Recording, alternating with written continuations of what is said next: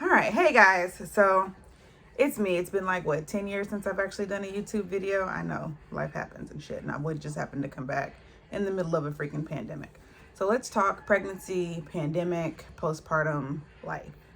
I found that I was pregnant, I guess, shortly before Corona hit, and then Corona came, and we were trapped in the house. And for me, like, family's a big thing, going places is a big thing, and so finding out that you're pregnant but that you can't go anywhere or hug anybody and you're like a huggy person, all garbage, like in the very like most essential way, absolute trash.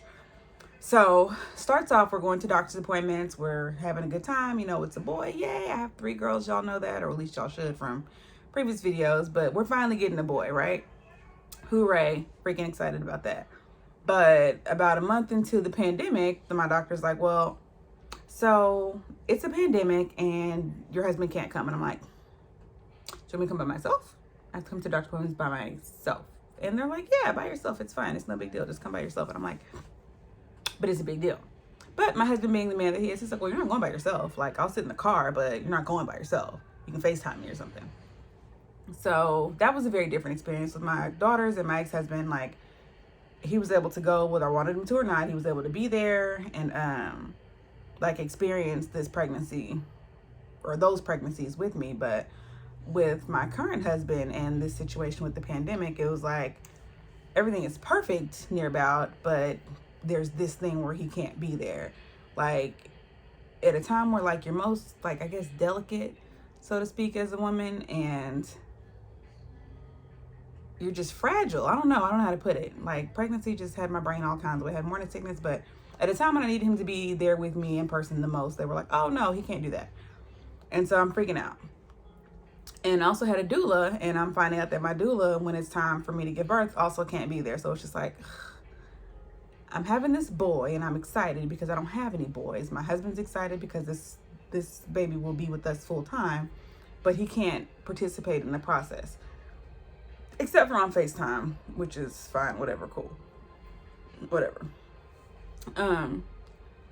Get through that, and then I go and we have this beautiful baby boy in July of 2020, and I had my birthing board. Hey, Britt, can you go grab my, on the side of his dresser between the bookshelf and grab me my birth plan? So I have my birth plan and I'm all excited. I'm like, yay, these are things that I want. These are things that I don't want. And realizing that like a lot of that stuff on the board doesn't matter because it's a pandemic. My doula can't come. But just a lot of stuff wasn't happening. But we get there to have him, and it's just me and my husband, which is also different because I've always had my favorite aunt with me whenever I give birth. And I'm like, so I just have this one person? They were like, yeah, it's your husband, right? I'm like, well, yeah. But I've never given birth to them aunt before. And they were like, well, I mean, you have your husband. And in all reality, it made absolute perfect sense that, yes, I had my husband there to give birth with me, but it was just a foreign concept because I always had my aunt with me. Here's my birth plan. You can see I had pain management. I had what I wanted during delivery. I had immediately after delivery in case of a C-section, like all types of stuff for during labor, fetal monitoring, all of that. My plan was to absolutely do this naturally without any sort of intervention, and I gave birth at Methodist in Richardson. And I was explaining to my nurse, you know, hey, these are things that I want. I don't have my doula. My husband's here. And she's like, well, that's all you need. And like in that moment, I'm like, you know, she's right. That's all I need. But going over everything, she's like, well, it says here on your birth plan that you don't want any medication. So is there like a threshold that we're speaking of, or is this just you don't want any medication? I was like, well, what are my options for pain threshold and I don't want any medication? And she's like, well, what number, like, if you get to this number, do you want me to try to give you some meds? I'm like, I don't know, let's say like 6. 6 seems like a good number. If I get to number 6, you know, drug me up. And she's like, okay, but I'm not gonna do it before then. So they induced my labor at around, say 10:30, 11:30, somewhere in there. And everything's it's going good, going good, going good. Pain is like at a minimum. I'm like still talking, having a good time. Around noon-ish, my pain level starts to kick up, and I'm like, okay, so I think I'm at a 5. And she goes, well, we said the number was 6, so let's tough it out. What are we gonna do? So she does this thing. She has me walking around the room because, again, I'm not on any monitors. And she presses my hips, and it was like a blessing. Like I had never felt anything like that in my life. It felt so good.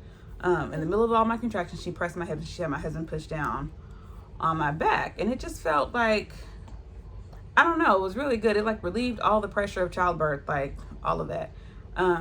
But when I got to my pain level of 6, I was like, okay, so the pressure was good. That was great and all, but yeah, give me some meds. And so they know that I'm allergic to Norco. It makes me like violently itch. So they're like, okay, we're not going to give you this. We'll give you this other medicine. I forgot what it was they tried to give me. But like 5 minutes into that IV drip, I'm like itching violently. It was horrible. Itching. And she's like, well, do you feel pain? I'm like, yeah, I feel the pain and the itch. Like the pain's not going away and I'm itching.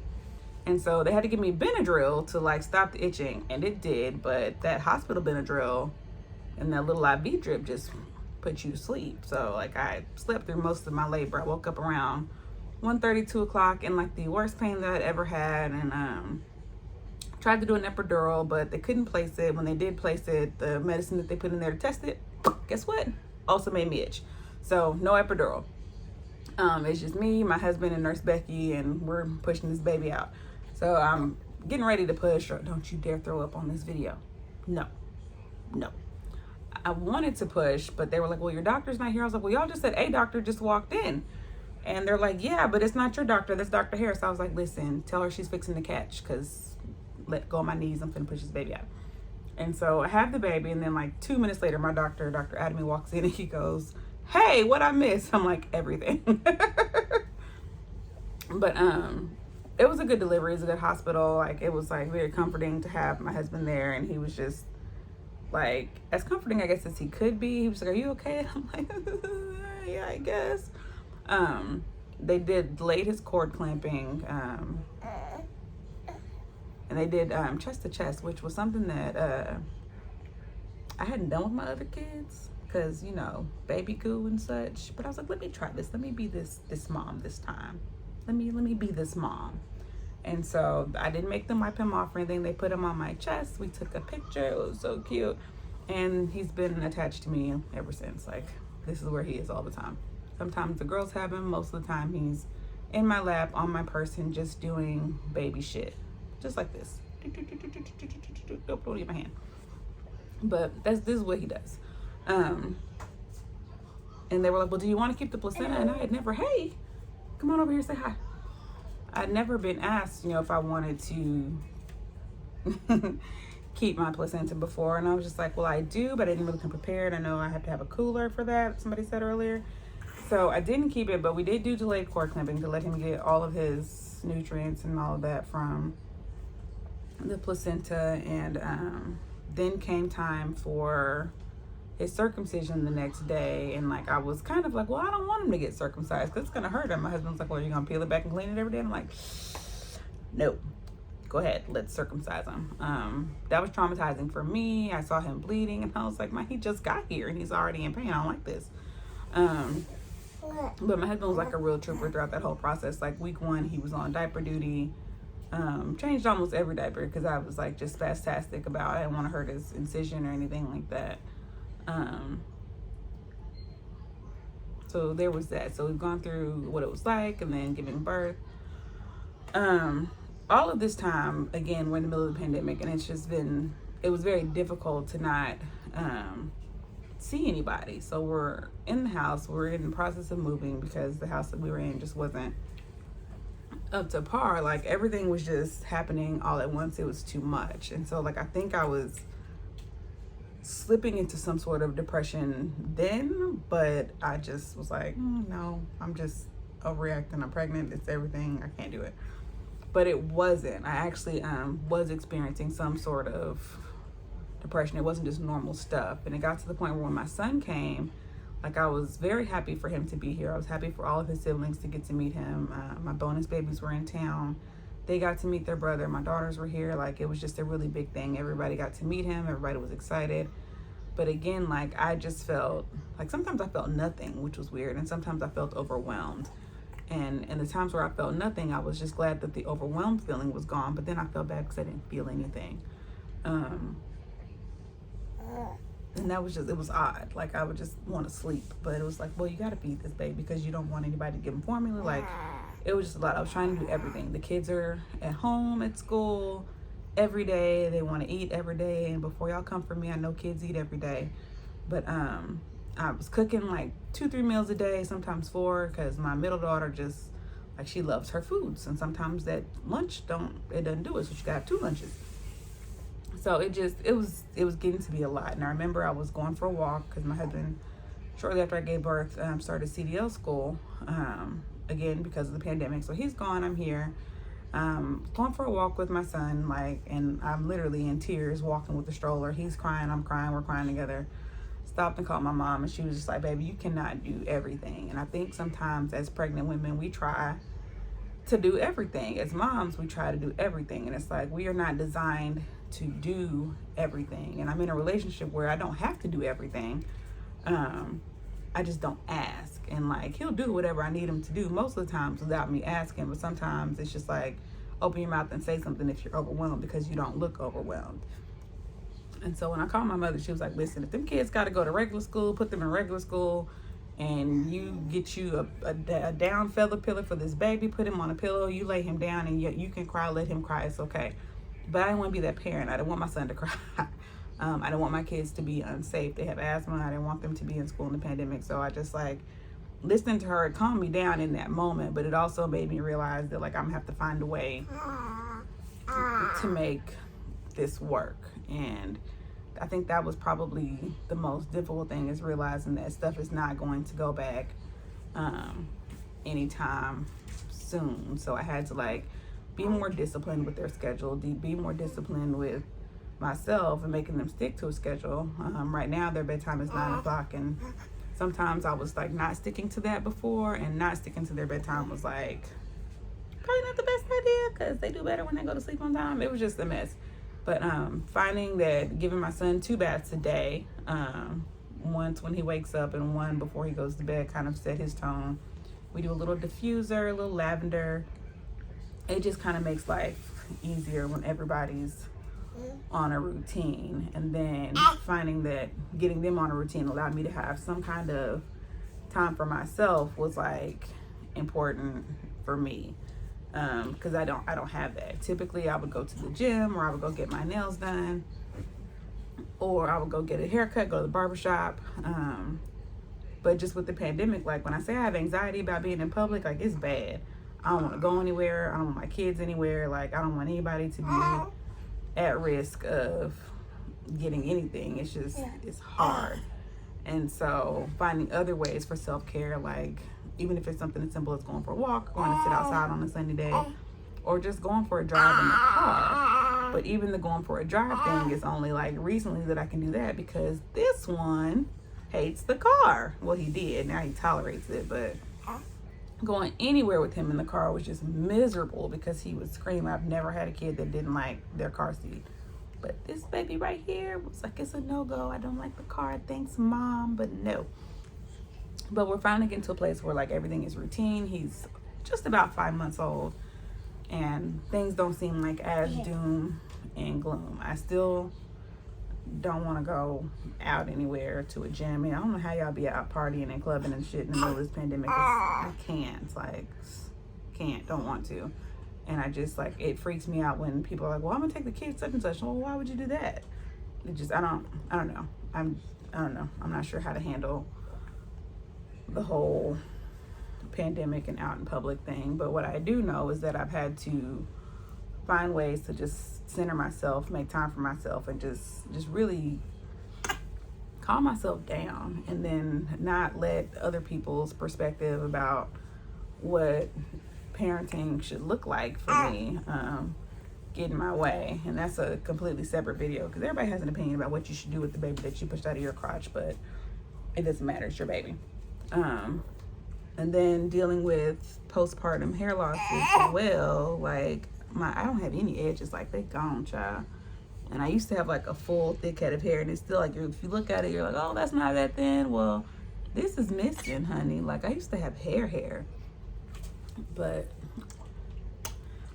I don't have that much hair on the sides anymore, and that's tough. I know it'll grow back. I know it's postpartum, but it's just too much. You have the pandemic, pregnancy, postpartum life, all in this little short period of time. Baby boy is sleepy. All in this short period of time, and it's a lot to deal with, and it's hard to deal with. And then you add to the fact that your kids might be struggling with school, because they're overwhelmed, but their little brains can't compute how to tell you that they're overwhelmed because they see you overwhelmed. It's just a lot. So I said all that to say, mommies, anybody that's been pregnant during this time or is pregnant or that has given birth, my mantra has really been fuck this shit. Like, if you are tired, take a nap. Take a nap. If you are overwhelmed, take a nap.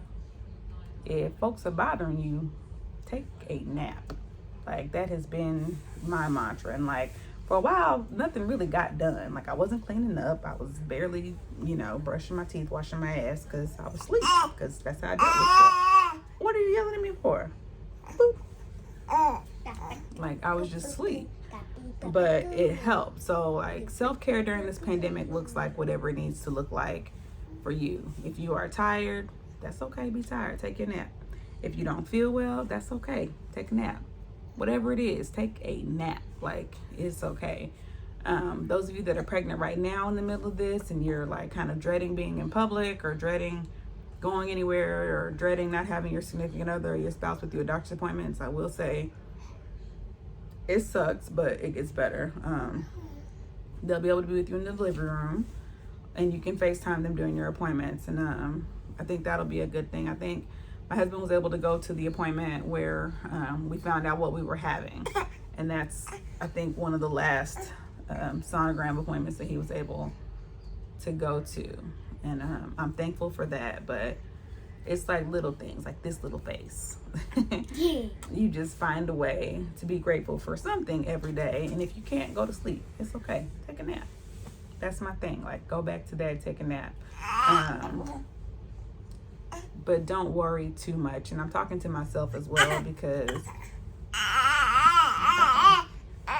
hey, I worried a lot. I still worry a lot about what's next, how we're going to get through, all of that. Like, I'm an esthetician by trade, but I'm not practicing because I don't want to risk bringing anything to him, to her, to my other two daughters. 2 of my kids have asthma and I have a newborn. It's just like there's too many risks involved, and I know that there's a risk with anything, but like the shit I can control, that's what I can control. But then that you want to take them? Yeah. Okay. But then that leaves us in a difficult position because then we have to figure out what we're going to do. But just know that there is always something that you can do. It might be hard. You might have to switch gears a little bit. I think my husband and I have switched gears about 1 million times since this pandemic started. Everywhere from moving to switching careers to me pausing my career to figuring out what's next to both of us trying not to have nervous breakdowns. But really, when it all gets overwhelming, just take a nap.